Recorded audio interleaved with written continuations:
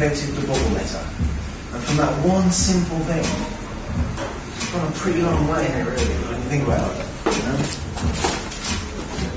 I use a lot of background techniques from what I've learned from Graf over the years, fills, different things on the background, and completely take them apart. And a lot of sand them down a lot as well. I tend to go aggressively into them and take them apart. And then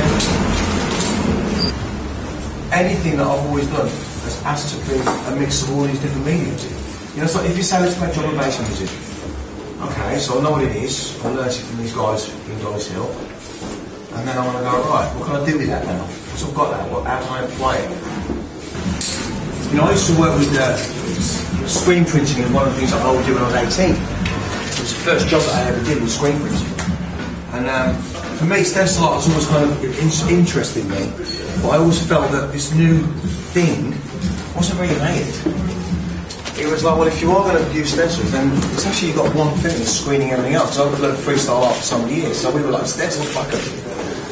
And there was, you know, the whole anti-stencil for many years. But then I thought to myself, you know what, if we're going to do this and make it different, how can you kind of get their acceptance as far as what you want to do differently and make it completely change and have the best of all? So I realised that if you know, it's a screen print, you can actually put anything into that one area. It's cool, it's easy. Because I find it's a lot of screen printing, a lot of stencil art is just very, very two-dimensional. It's painting by numbers, let's face it. It is, it's painting by numbers, it's easy. I could teach you to do it. It's easy. And I always remember Grim telling me about a guy called Joseph Reichwurst, who was an art critic. And he did a lecture in 1970. And he said graffiti is the application of a medium to a surface. I never really forgot that.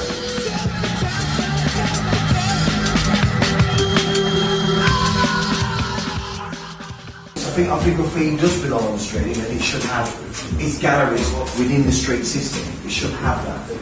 For me, I spent 20, you know, I forget how long I've been doing this. It's like,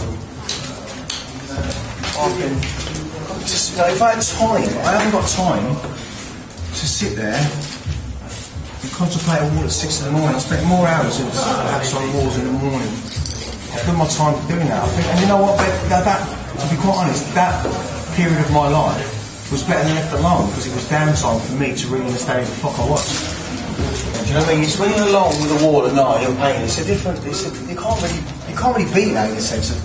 But it's not something that I'm going to sit here and go, well, you know, you have memories of it, and you've got stories to tell your mates over a fucking beer. We've been writing on walls for centuries. I think not the ignorance with art in general. I think there is a certain amount of ignorance. It's like when people say, you know, breakdancing and body popping and everything else. So yeah, you know, it's New York, it's great and whatever else. But if you actually go back and read your homework and look at the people that brought the music from Cuba, the blue-collar workers that came there, and they were doing all this mad dancing to drummers, that's where breaks really came from.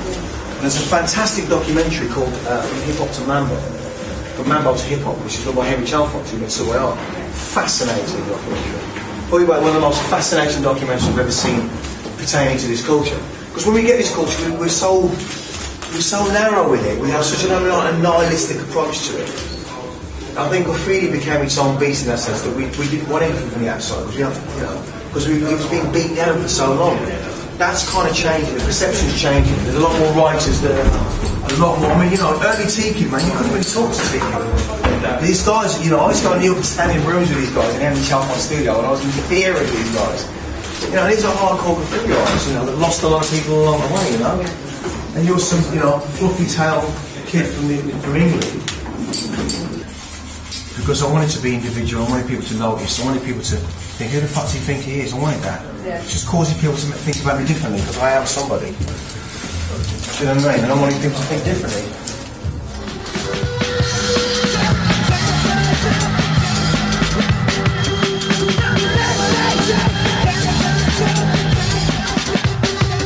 Call me old-fashioned, I'm out of touch. We're back.